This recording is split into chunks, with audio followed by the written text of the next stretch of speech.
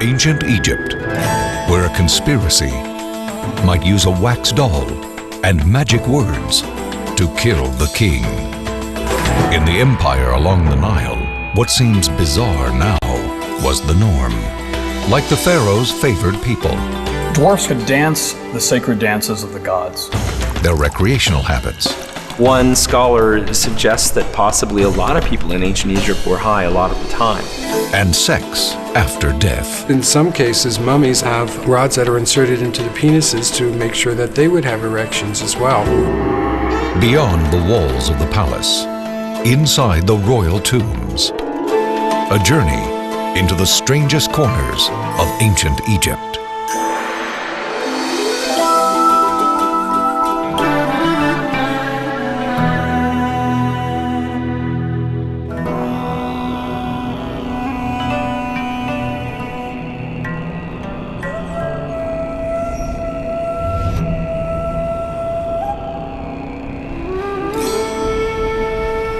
For thousands of years, the monuments of Egyptian civilization have dazzled mankind.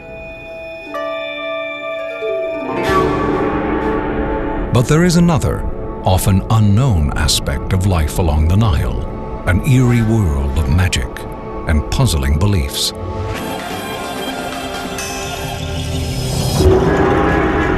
To understand this ancient culture, we travel back 5,000 years and examine the strange ways that Egyptians lived and died. We begin with their creation myth, a bizarre tale of sex, incest, and violence.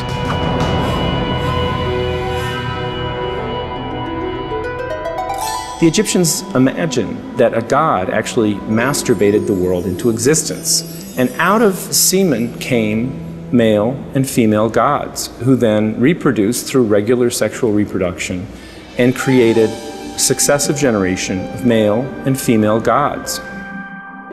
In the pantheon of Egyptian deities, brother marries sister. These incestuous gods bring family feuds to violent new heights. Osiris was invited to a party by his brother Seth. And as a party favor, Seth offered a coffin. Only at an Egyptian festival would a coffin be an appropriate party favor. Driven by jealousy, Seth locks Osiris inside the coffin and throws it into the Nile. After a frantic search, Isis, Osiris's wife, finds his body. But Seth attacks again. He slices his brother into pieces and scatters body parts across the countryside. She was able to find all of the pieces except for his phallus, which had been eaten by a fish. Isis binds her husband's body together, turning Osiris into the first mummy. For thousands of years, Egyptians will imitate this story, carefully wrapping the corpses of their loved ones. Isis, however, finds another way to ensure the immortality of Osiris. By her own magical powers, she recreated a new penis and then was able to impregnate herself through her divine husband and bear his son and heir, the god Horus. Ancient Egyptians believed their magnificent civilization was formed by this mixture of incest, masturbation, and castration. It would be thousands of years before the rest of the world got a peek at how strange it could get in an Egyptian bedroom.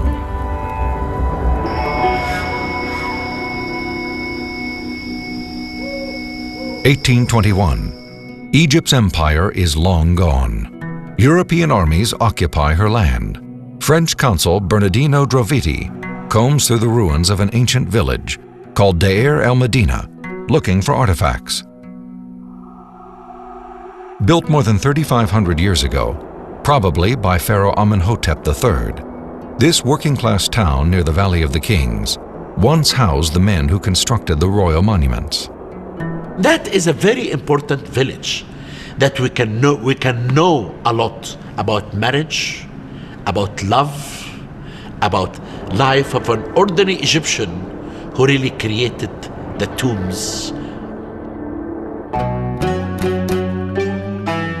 Here, Drovetti buys a huge cache of papyrus documents. He unrolls one and finds a set of shocking erotic cartoons. It has got wild scenes of men and women in most contorted positions, performing intercourse in the most bizarre ways with all sorts of different accoutrements. I mean, they're hilarious scenes. We're not really sure what this is about.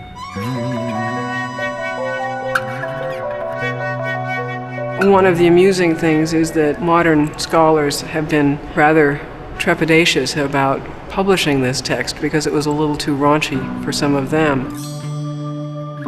In one scene, a woman is engaged in intercourse with a man with an enormous phallus while she has a little hand mirror and she's putting on eye makeup. Is this a satirical comment on upper-class behavior, or just a private collection of pornography? Modern scholars aren't sure. But in the village of Deir el-Medina, archaeologists did find evidence that sexual vitality was on the mind of the average Egyptian. The ruins of the village were littered with statues of Hathor, the goddess of love, and Bes, the male god of fertility. Bes is portrayed as a dwarf with a large phallus. Married women often tattooed images of the dwarf Bes on their thighs. Egypt was a very sensual society. The women with their beautiful gowns, and the clothing in ancient Egypt, especially for women, really enhanced the body. Oddly enough, there is no real record of the disapproval of premarital sex in ancient Egypt. We don't even have a word for virgin, which is very odd, because we have so many written records. Most women married soon after puberty, at age 12 or 13. Boys a few years older. Scholars believe there was no wedding. The couple simply moved in together. We have no good indication of a formal marriage ceremony. We have no good indication of the state taking any interest in marriage whatsoever. After marriage, however, the rules changed. Adultery was considered shameful. In Deir el-Medina, archaeologists found legal records that suggest it was not uncommon. There's one man named Paneb, a famous workman at Deir el-Medina, who was really unbelievable. He had sex with a lot of women who were married, and he even had sex with a woman and her daughter, and his son had sex with the same woman's daughter. When faced with marital woes, the Egyptians invented a solution that isn't strange at all by today's standards: divorce. What you have is actually much more like modern-day United States, and that is serial monogamy. That it was relatively easy for either a man or a woman to divorce the spouse for cause or just because they don't like them anymore. One of the mysteries the ancient Egyptians tried to solve was how not to get pregnant. Medical documents describe several strange forms of contraception. Things like honey and a combination of dates and acacia bark. They would be substances that would be inserted into the vagina, and among the least appealing are things like crocodile dung. Some people have suggested they were more effective at keeping men away from the woman than it was for actually contraception itself. There was also a darker, more sinister side of sexuality in ancient Egypt. One book of dream interpretations describes fantastic scenes of women having sex with a crocodile, a serpent, even a mouse. And some families felt the need to protect their loved ones against necrophilia. There is some evidence that certain bodies were not delivered to the embalmers directly after the death, but were actually kept in the house. And the assumption is because the husband was afraid that the body would be violated by the embalmers. Scholars have speculated that working with the dead gave embalmers such an awful odor that not even prostitutes would sleep with them. If the behavior on the streets of Deir el-Medina seems odd to us, In the halls of the Pharaoh's palace, it got even more perplexing. Imitating their gods, these ancient kings sometimes entered into incestuous marriages. In order to ensure that the line was as pure as could be, they very often wound up marrying their half-sisters or sisters or someone in the family. This chair belonged to Citamun, the daughter of King Amenhotep III. In one of the more bizarre episodes of Egyptian history, she also became her father's spouse, sharing the title of Great Royal Wife with her own mother. Wives played important roles in serving goddesses as priestesses, so it's not at all clear that they were bedmates. Pharaohs maintained large harems of secondary wives and concubines, sometimes hundreds of women. This allowed them to put their own stamp on the imperial gene pool. Ramses II, for instance, fathered 55 daughters and 45 sons. This may explain why the first part of his royal title was Powerful Bull. Sex was important enough to the Egyptians that they didn't want it to be interrupted by death. They saved their strangest sexual ideas for the afterlife. Early religious texts assume that a man will be able to revive fully and will be able to have sex again in the afterlife. In some cases, mummies actually have rods that are inserted into the penises to make sure that they would have erections as well. After King Tut's mummy was discovered in 1922, archaeologists examined and photographed his penis. It had been positioned as if fully erect. One expert commented that the king had been flattered by the embalmer's work. However, when researchers X-rayed the mummy in 1968, the organ appeared to be missing. It was feared that a member of the expedition had stolen it. The speculation ended in 2005, when Dr. Zahi Hawass conducted a CT scan. Tut's penis was right where it should have been, and not on some antiquarian's bookshelf.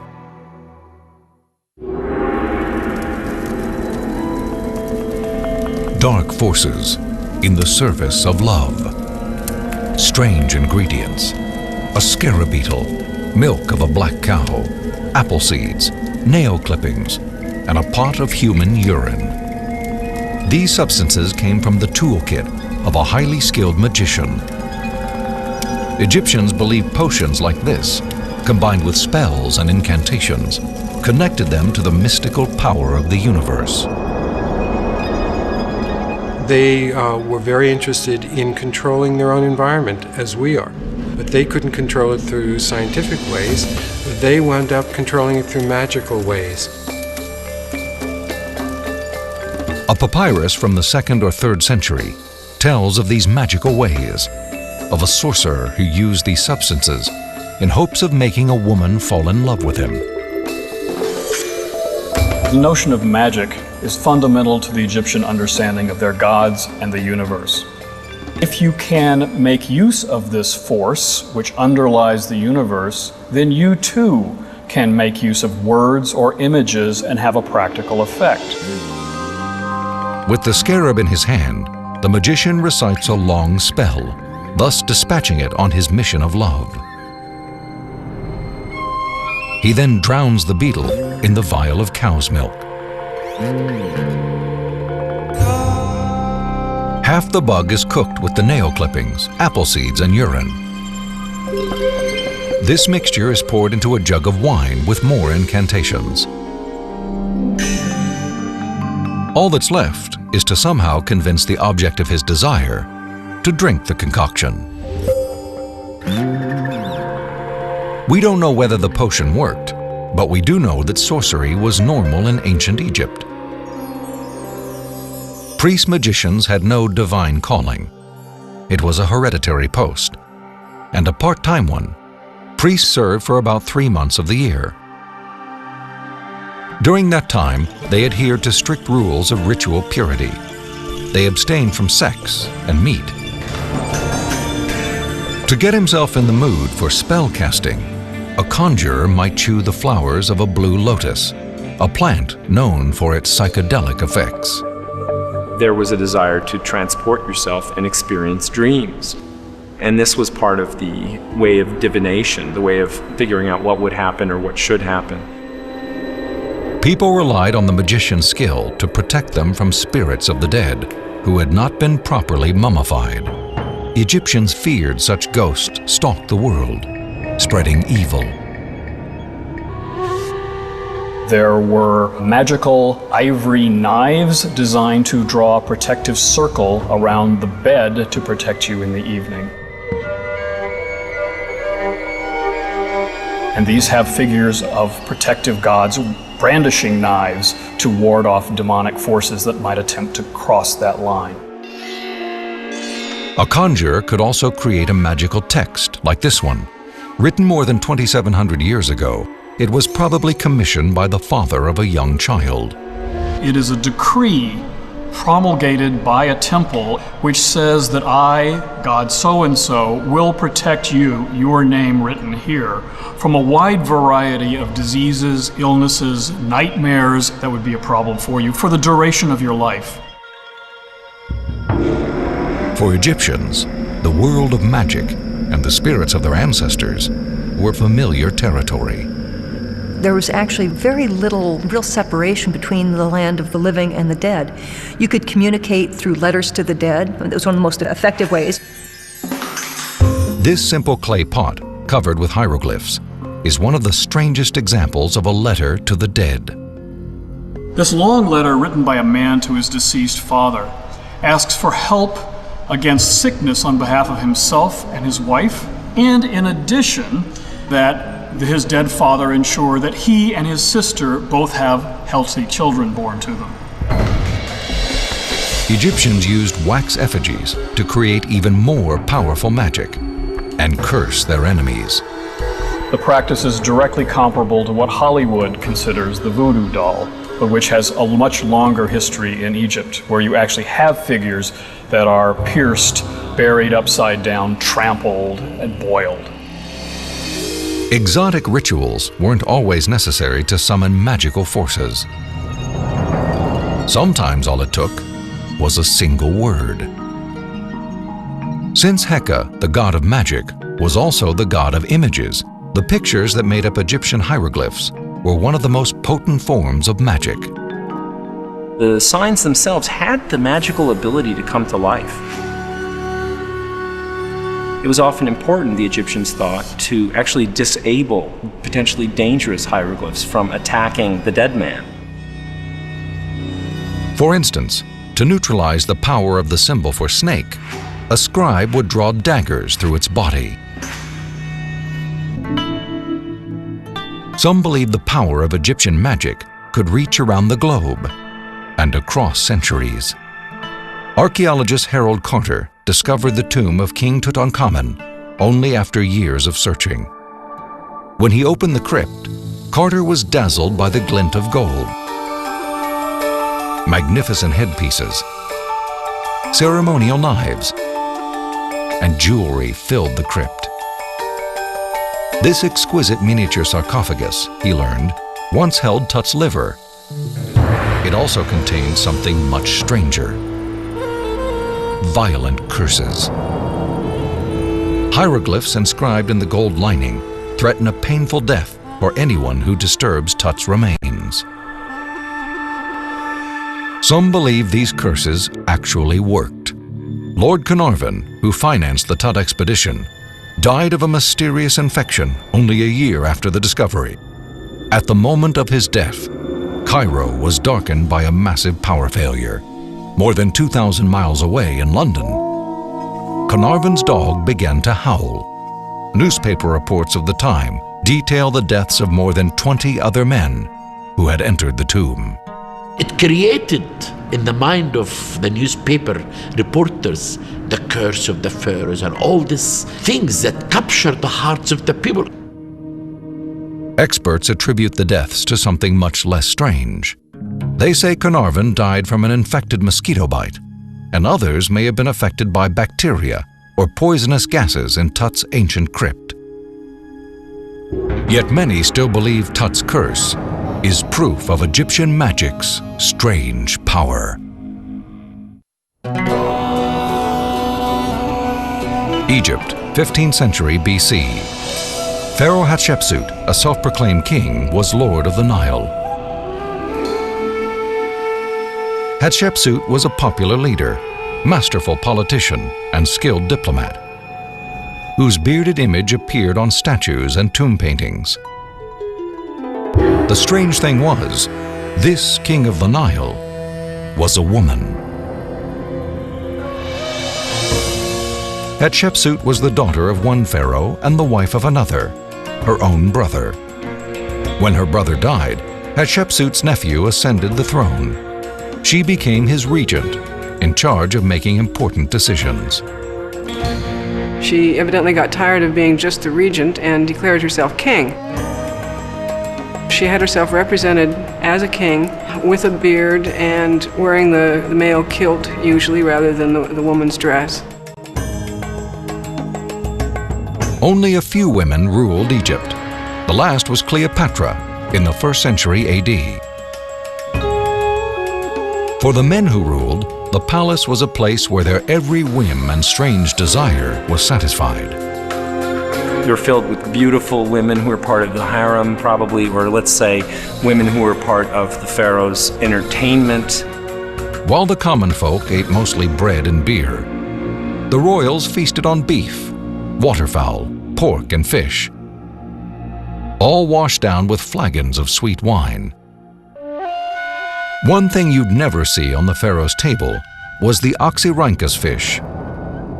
Egyptians believed this denizen of the Nile had eaten the penis of the god Osiris after his evil brother Seth tossed it into the river. If the food that did appear on the king's table wasn't strange, the waiter might be. Trained baboons sometimes served the royals. Egyptians considered them sacred and kept them as pets. They also put the simians to work as fruit pickers and even bathroom attendants. An equally odd Egyptian belief was that dwarves were close to the gods. Dwarves were often brought in to entertain the pharaoh. Dwarfs were considered by the ancient Egyptians to be special players in Egyptian religious roles. They could dance the sacred dances of the gods. They amused the gods. Egyptians treated dwarves with reverence and respect. They were not only entertainers, but held important positions. This statue from the 23rd or 24th century BC shows the dwarf Seneb, a royal attendant and priest, with his family. Because of their stature, they were considered to be eternally youthful. And in ancient Egypt, this idea of youthfulness, in other words, rebirth, not dying, was a very important symbol to them. Celebrations were not just for the Egyptian pharaohs. In a workers' town like Deir el-Medina, the people who built the royal tombs took time off to celebrate important feast days and to let off some steam in their own way. Religious festivals were really raucous. They were like Mardi Gras, a little bit more free sexuality than you normally get up to, under the cover of the erotic influence of the goddess Hathor, the goddess of revelry and love and sexuality. The party atmosphere was enhanced with generous quantities of beer, sipped through straws. Even children drank it. Ancient Egyptians loved their beer. By the time we reached the historical era, beer brewing and bread production was already commonplace. Egyptians made bread and beer from the same crop, barley. To brew beer, they first soaked the grain so it would sprout, a process known as malting. Malting produces enzymes that will help turn the starch into sugar when the grain is boiled. This step, called mashing, also sterilized the brew. Pure water was a rare commodity in ancient Egypt. The Nile water was already polluted. It had devastating organisms in it, and beer was a safe beverage to drink. The Egyptians didn't just drink beer for their health. The next step, the fermentation, turns the sugar into alcohol. Straws could be used to penetrate the upper layer of floating debris. Ancient beer was somewhat sweet, which have been characterized as tasting something like Chardonnay. Alcohol was probably not the only intoxicant used in the village of Deir el-Medina. There, archaeologists found hundreds of small clay vessels that once held opium. The drug was also used as a teething remedy for infants. One scholar suggests that possibly a lot of people in ancient Egypt were high a lot of the time. Decades of research amid the ruins of Deir el-Medina gave archaeologists a unique look at the details of daily life in Egypt. They found remnants of the mud brick houses that most Egyptians lived in. They were surprised when they uncovered toilets. Poorest people in villages would do probably what the poorest people do today, which is go outside the house in the desert. But the wealthy had toilets. They had both wooden toilet seats and there are stone-carved toilet seats for the very wealthy. So someone like a general or a major city administrator would have his throne, if you can consider it that. Millennia before the invention of toilet paper and modern notions of sanitation, men and women, rich and poor, simply used their fingers to wipe themselves. The Egyptians invented the idea of the bathroom. It was a place for both men and women to fuss over their appearance in private. Egyptian men wore elaborate wigs made out of human hair. Nevertheless, they worried about going bald. They rubbed the milky juice of lettuce leaves on their head in hopes of sprouting hair and attracting women. Lettuce was the favorite food of the male fertility god, Min.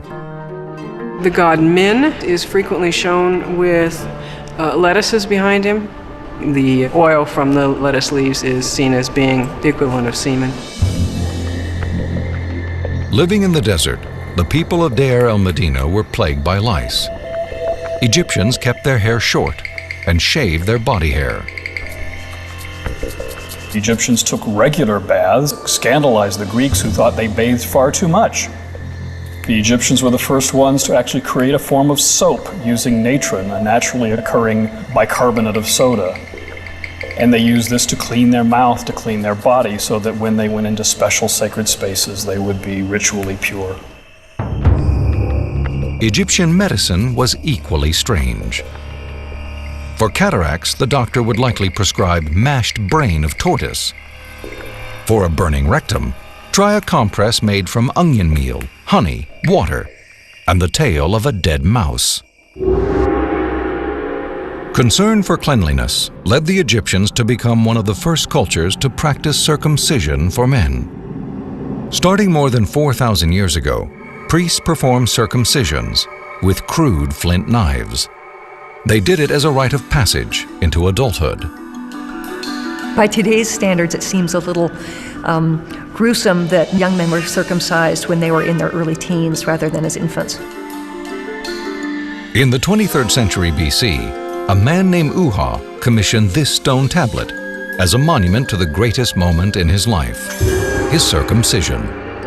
He says, after the usual platitudes of Egyptian thought, I gave bread to the hungry, was helpful to the widow and the orphan, I gave a boat to the person who had none, that I was circumcised together with 120 men, and not one of us cried out, not one of us scratched.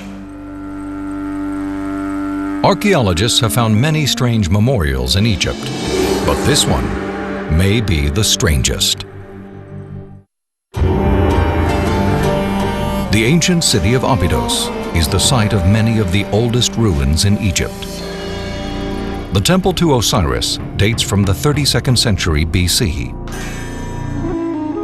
On its walls are perhaps the strangest hieroglyphs in all of Egypt.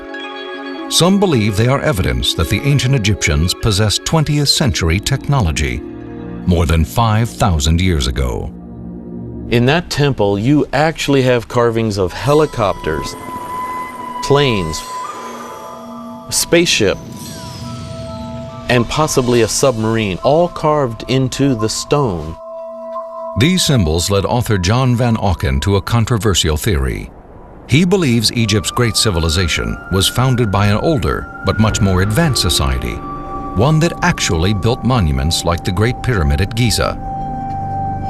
The Great Pyramid of Giza is a real piece of physical evidence that something very sophisticated was there and achieved this accomplishment, which we haven't been able to replicate. It is hard to understand how a society that lacked even wheeled carts moved the 2.5 million stone blocks that make up the pyramid. Some weigh as much as 70 tons. Who could accomplish such a monumental task? Van Auken believes people from the legendary lost continent of Atlantis migrated to Egypt after a massive flood destroyed their homeland. These survivors, he claims, brought with them mystical powers. They became the ancestors of Egypt's pharaohs and high priests. The Atlanteans used metaphysical and physical properties of the electromagnetic energy and radiation in building the pyramid, to carve them perfectly, to move them and put them in position perfectly. Modern scholars are confident that the Egyptians used their skill and social organization to build the monuments, not otherworldly powers. This is selling the Egyptians short. If you look at the interior blocks of the Great Pyramid, you find that there are quarry marks by the Egyptians themselves. So if you had space aliens who built it, they had to be space aliens who could read and write Egyptian. Experts believe that the odd symbols at Abydos were actually created by stone carvers, correcting earlier mistakes.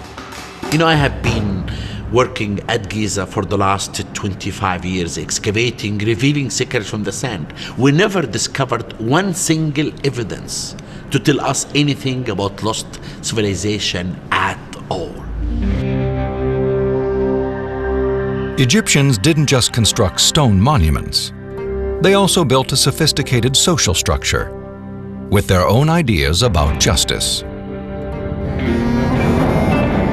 Madinat Habu, Egypt, 12th century BC.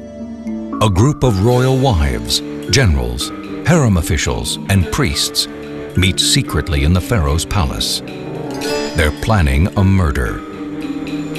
In the ancient world, some killed with knives, some with poison. These villains are using the strangest weapon of all: magic. They made wax dolls, which they manipulated in the same way as modern voodoo dolls.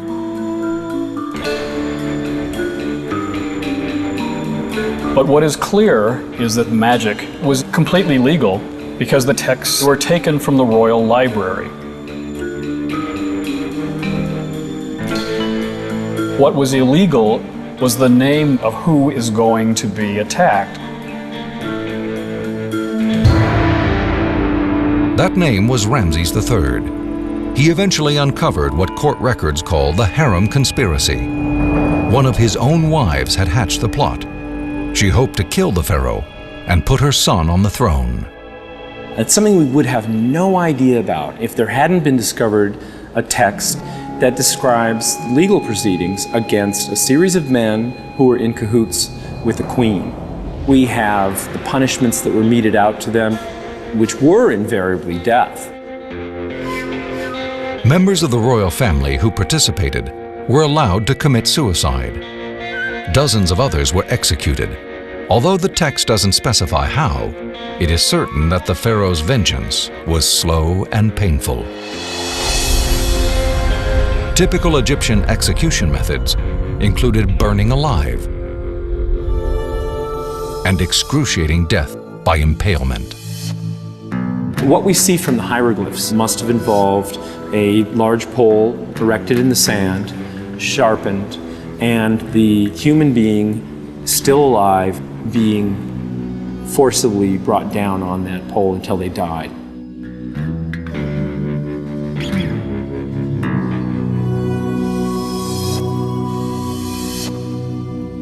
The harem conspiracy demonstrates one aspect of Egyptian justice.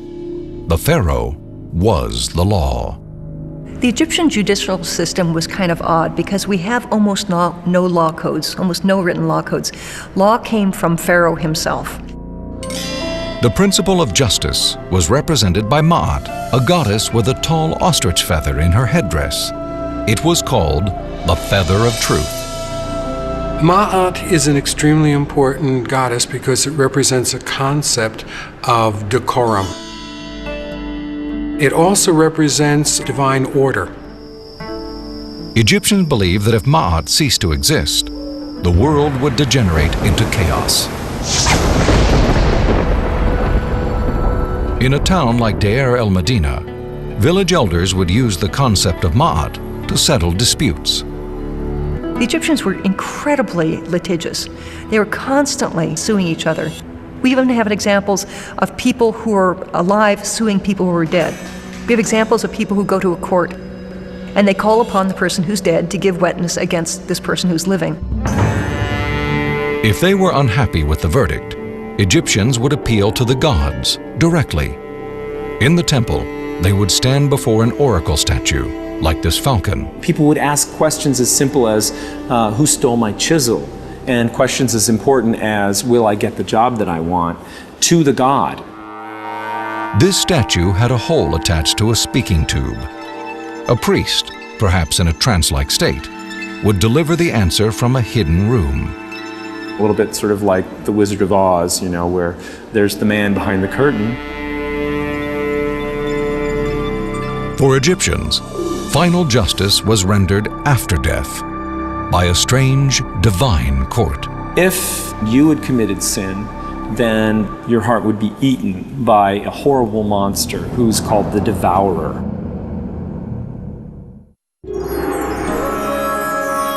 Perhaps the most bizarre thing of all about the ancient Egyptians is that they believed their strange habits would continue forever, even after death. Immortality was at the heart of Egyptian civilization. Over thousands of years, they developed elaborate rituals to prepare bodies. This way, the dead were ready for the perilous journey to the next world and judgment by the gods. The journey to the afterlife really was seen as a physical journey in ancient Egypt. And what was really important was that the body be made whole and that the soul, in its various forms, could return to the body eternally.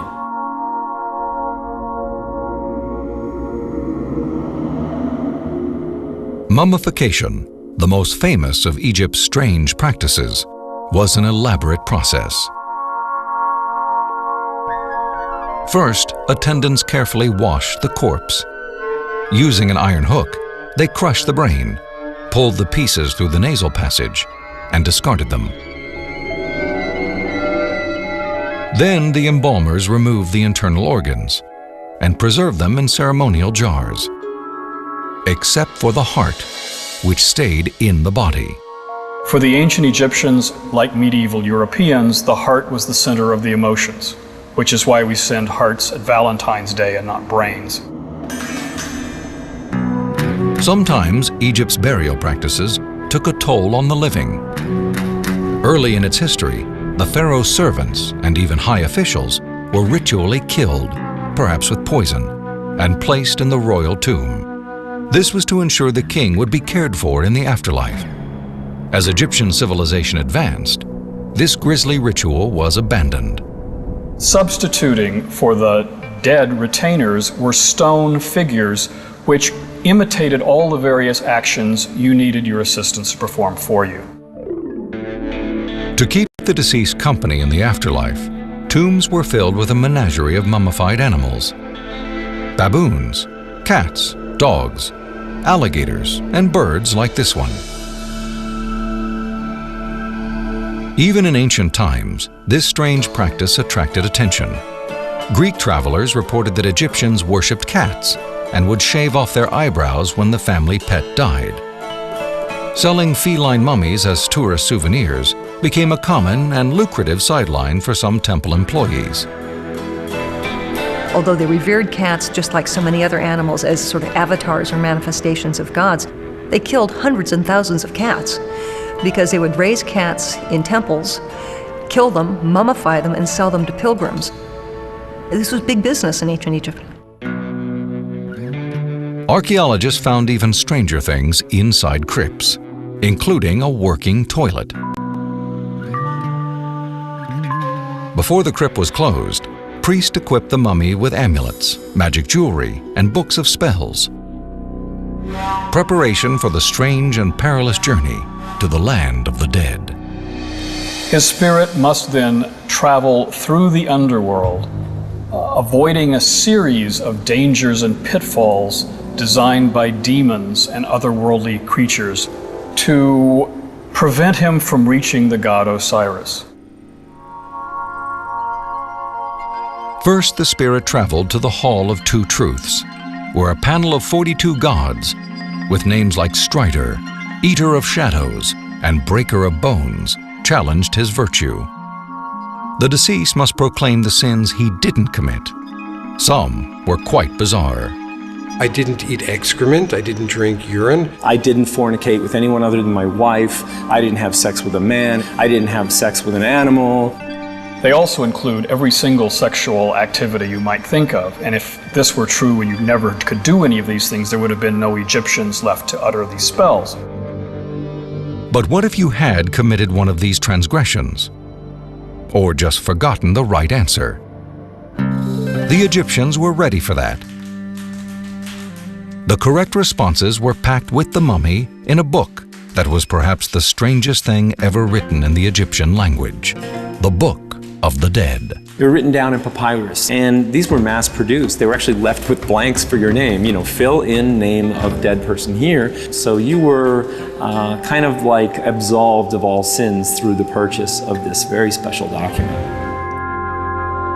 If the Book of the Dead performed as promised, and the 42 assessor gods were satisfied, the spirit was ready for the final ritual. He presented himself to Osiris, the god of the dead. Osiris placed his heart on a scale. On one side was the heart, and on the other side was the feather, which represented the goddess Ma'at. So everything had to balance.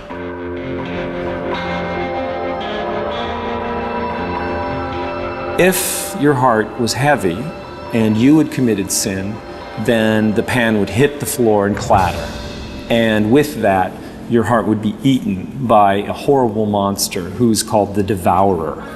If it was as light as the feather and you had lived a good life, you would be pronounced to be true of voice or justified, which meant that your life had been worthwhile. Finally, the spirit entered the next world, known as the Field of Reeds. Attendants unwrapped the mummy and prepared the person for the wonders of eternity. They open his mouth, then he can eat in the afterlife. They open his nose, then he can smell. And they open his eyes, then he can see. In the Field of Reeds, the field of paradise, grain grows to colossal heights. Food is abundant. It was never anything but a sunny, beautiful day where you had all the abundance, the coolness of the breezes of the north, and where you lived for eternity in happiness with your wife and family. With these death rituals, the ancient Egyptians hoped to recreate their strange earthly civilization here, in the Field of Reeds. In essence, your tomb is the temple for you as a deified spirit, and your mummy is the cult image of you. That's why it has to be protected, that's why it has to be fed, that's why it's essentially treated just like a god. After the funeral, it is a god. Incestuous kings, magic spells, letters to the dead. Ancient Egypt's way of life and death seemed strange and distant. Yet even with their fascination with baboons, dwarves, and mummies, Egyptians created a culture whose soaring monuments are still with us today. Almost 2,000 years after the last pharaoh, the magnificence of Egyptian civilization, and the strangeness still dazzle us.